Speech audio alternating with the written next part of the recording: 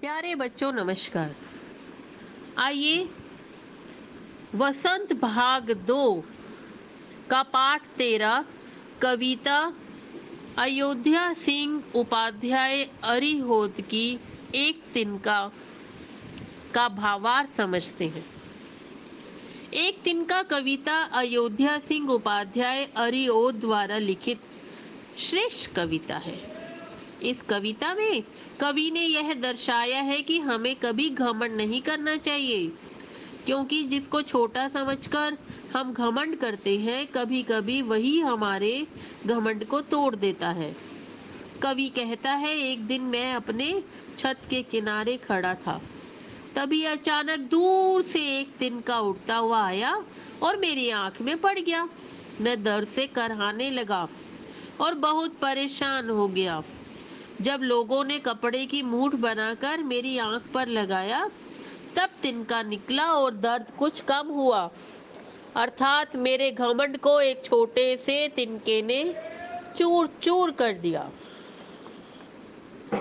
मैं घमंडों में भरा ऐठा हुआ, एक दिन जब था मुंडेरे पर खड़ा, अचानक दूर से उड़ता हुआ एक तिनका आंख में मेरी पड़ा।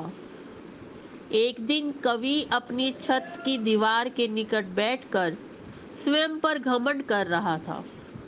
वह संसार में खुद को सबसे बड़ा समझ रहा था। उसे अपने बड़े और शक्तिशाली होने का घमंड था। वह सोच रहा था कि दुनिया में उसे कष्ट देने वाला या आहत करने वाला कोई नहीं। तभी अचानक हवा के एक झोंके से उड़कर एक तिनका उसकी आंख में पड़ गया। मैं झिझक उठा, हुआ बेचैन सा, लाल होकर आंख भी दुखने लगी। मूठ देने लगे कपड़े की लगे, ऐठ बेचारी दबे पांव भागी। आंख में तिनका पड़ते ही कवि को बहुत पीड़ा हुई। वह दर्द से दुखी हो उठा। उससे अपनी बेचैनी सही नहीं जा रही थी। दर्द की अधिकता से उसकी आंखें भी लाल हो उठी। कवि का अपने बड़े और शक्तिशाली होने का झूठा घमंड टूट गया। तब उसने पाया कि वह अन्य लोगों की सहायता के बिना अपनी रक्षा करने में असमर्थ है। यह अनुभव होते ही उसका घमंड दूर हो गया। तब वह विवश होकर अपने आसपास के लोगों से सहायता की याचना करने लगा। लोगों ने कपड़े की मूठ की सहायता से उसकी आंख के तिनके को निकालने का प्रयास किया। जब किसी ढब से निकल तिनका गया, तब समझ ने यूं मुझे ताने दिए, ऐंठता तू किस लिए इतना रहा, एक तिनका है बहुत तेरे लिए।